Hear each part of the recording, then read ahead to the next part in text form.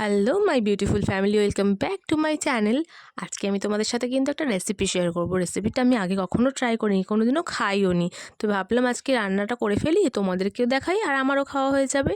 রেসিপিটা করার জন্য আমি এখানে নিয়ে নিয়েছিলাম 2 চামচ মতো টক দই, কালো সর্ষে আর সাদা সর্ষে বাটা, পোস্ত বাটা, কাঁচা লঙ্কা বাটা, কতগুলো গোটা কাঁচা লঙ্কা আর 4টে ডিমকে আমি সিদ্ধ করে নিয়ে মধ্যিখান থেকে চিড়ে রেখেছিলাম আগেই।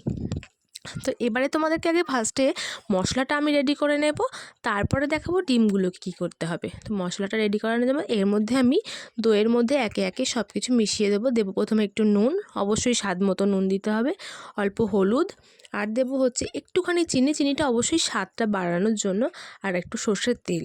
এবারে মশলাগুলো যেগুলো বেটে রেখেছি সেগুলো একে একে দিয়ে দেবো, কাঁচা লঙ্কা বাটা, সর্ষে বাটা আর হচ্ছে পোস্ত বাটা দিয়ে এগুলোকে দিয়ে ভালো করে মিশিয়ে মশলাটাকে আমি রেডি করে রেখে দেবো 10 মিনিটের মতো।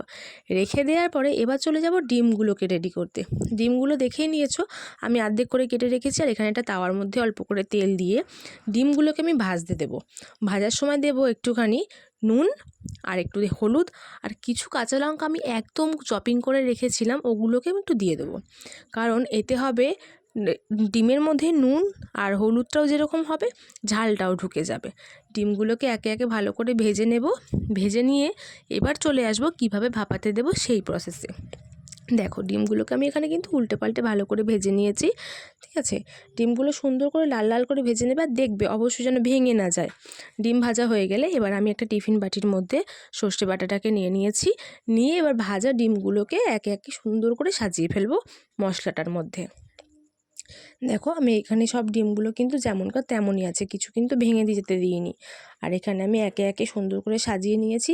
সাজিয়ে নিয়ে এর মধ্যে 2টো চেরা কাঁচা লঙ্কা দিয়ে দিলাম, আর দেবো একটু কাঁচা সর্ষের তেল, ঠিক আছে। অনেকে চাইলে এটা গরম ভাতের মধ্যে রেখেও ভাপাতে পারো, আমি এখানে একটু জলের মধ্যে ভাপিয়ে নিয়েছিলাম একটু। দেখো এখানে আমি কাঁচা লঙ্কাগুলো প্রথমে দিয়ে দিলাম, দিয়ে এবার টিফিন কৌটোটা বন্ধ করে আমি একটা কড়াইয়ের মধ্যে একটু জল ফুটতে দেবো। জলটা ফুটতে দিয়ে ওর মধ্যেই আমি এটাকে ভাপাবো।